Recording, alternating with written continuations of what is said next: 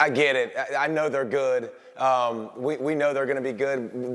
Tom Brady redoing his deal was a huge deal. We talk about that all the time. He's one of the quarterbacks that's always done that. He's also got a supermodel wife that's made hundreds of millions of dollars. That makes that very easy to do, by the way. Not like everybody else can do that. But listen, to go undefeated is a big deal, and that's not something that happens. I don't care what your schedule looks like. To be able to go through the injuries and go through the lulls and coming off a championship where you just got congratulated all offseason.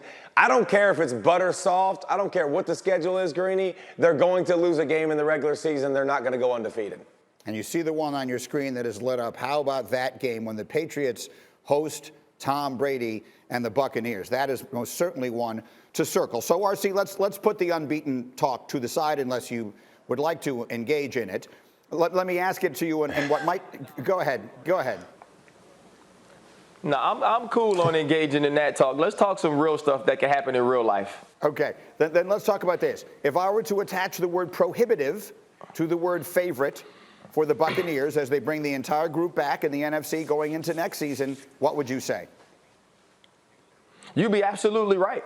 I talked to Levante David last week, and he said that's why he went there. He wanted to run it back, and not run it back in the way the Kansas City Chiefs ran it back. But remember, coming into last season, we thought the Kansas City Chiefs were the prohibited favorite. I feel the exact same way about the Tampa Bay Buccaneers. Listen, we didn't see the best of the Tampa Bay Buccaneers early on in the season, but when it turned into the offense that fit Tom Brady more, when we got to see these young defensive players excel and hit their stride in the playoff, it was fantastic to watch. It was a marvelous display of football, and I think we'll see more of that last season. Will they lose games? Absolutely, but as long as Tom Brady is healthy, as long as they're healthy on the outside, and you have Devin White and Levante David and Carlton Davis on defense, and also you're rushing off the end with Shaq Barrett, this team is going to be incredibly hard to beat. And so I feel the exact same way that I felt about the Kansas City Chiefs last year, that if I had to put my money down right now, the Tampa Bay Buccaneers are the team that I'm betting on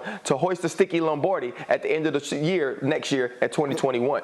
Makes sense. The amazing thing about it is that the team we believed in last year, their quarterback is 25. This one, their quarterback is going to be 44 years old, and yet we view it that way, and it makes sense. Graziano, what do you see here? Well, look, I mean, Orlovsky's really entertaining on television. Obviously, there's no way they're going to go undefeated. It doesn't happen.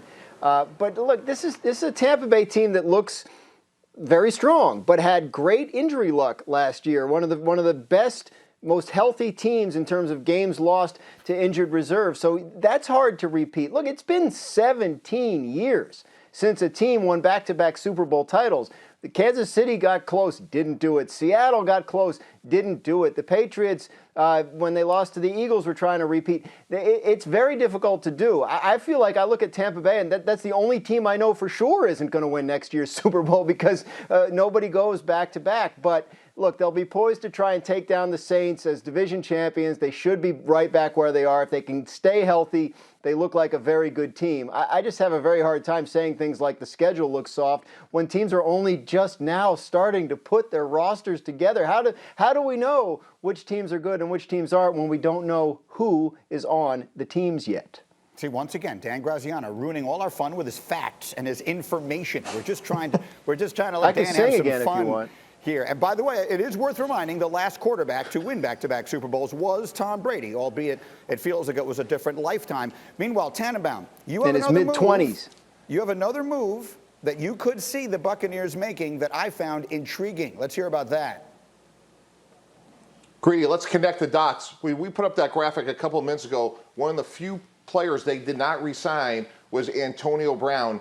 Yesterday, the New England Patriots signed 2 receivers, Kendrick Bourne, Nelson Aguilar. When you combine last year, they played 455 snaps in the slot. Thanks, Hembo. So who's expendable? Julian Edelman. Where do aging, retired players go? They go south to Florida, Greeny. Tom Brady, Julian Edelman. When we connect the dots, it makes a lot of sense. Antonio Brown wasn't re-signed. Edelman is now expendable. It's another expatriate going to Tampa Bay with Tom Brady. It makes a lot of sense to me when you connect the dots. Ryan Clark, what do you think? He's brought a lot of his guys down there. Obviously, Gronk is his BFF. He and Edelman are very close. How do you like that fit? think you only bring Julian Edelman there because you want Tom Brady to have another friend. I don't necessarily think that he makes them a better team. I know you're looking for security blankets. He already has Rob Gronkowski. To me, this team is good enough. You can add some other pieces, but I'd rather have Scotty Miller on the field right now than I do Julian Edelman, other than the fact that him and Tom Brady also have shared a sauna like Tannenbaum and Belichick. Thank you for watching ESPN on YouTube. For live streaming sports and premium content, subscribe to ESPN+.